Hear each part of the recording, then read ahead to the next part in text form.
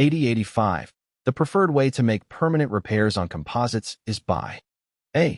Bonding on metal or cured composite patches. B. Riveting on metal or cured composite patches. C. Laminating on new repair plies.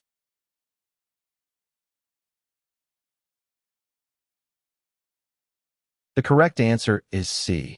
The preferred way to make permanent repairs on composites is by laminating on new repair plies.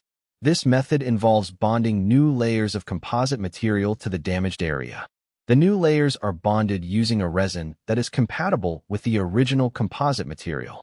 Laminating is the most effective way to repair composites because it creates a strong, durable bond that is similar to the original material. It is also a relatively easy process that can be done with basic tools and materials. Riveting and bonding metal patches can also be used to repair composites, but these methods are not as effective as lamination. Riveting can create weak points in the composite material, and bonding metal patches can create a thermal barrier that can prevent the composite material from curing properly. 8086. Which of the following, when added to wet resins, provides strength for the repair of damaged fastener holes in composite panels? A. Flox and fibers. B. Microballoons and flux. C. Chopped fibers and microballoons.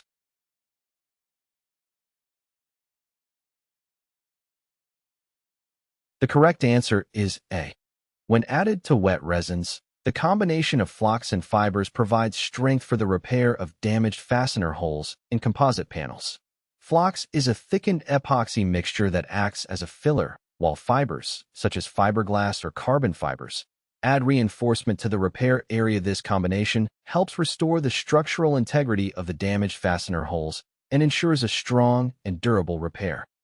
8087. The part of a replacement honeycomb core that must line up with the adjacent original is the A. Cell side. B. Ribbon direction. C. Cell edge.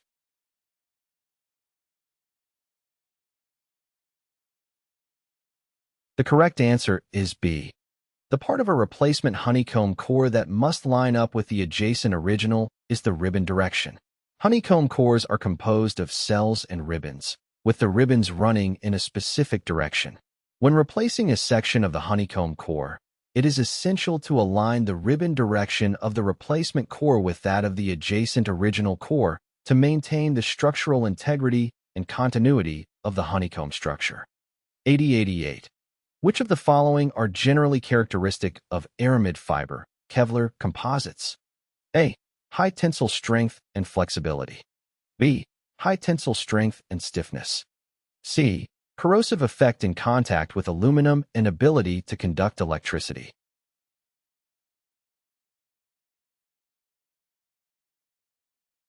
The correct answer is A. Aramid fiber, Kevlar, composites are generally characterized by their high tensile strength and flexibility. They are also lightweight and have good chemical resistance.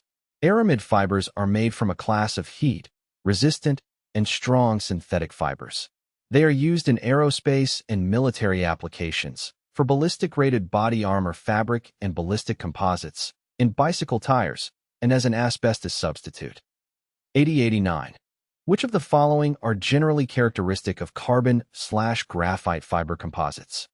A. Flexibility, high compressive strength, and corrosive effect in contact with aluminum. B. Stiffness, high compressive strength, and corrosive effect in contact with aluminum. C.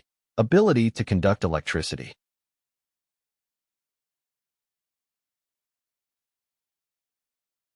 The correct answer is B.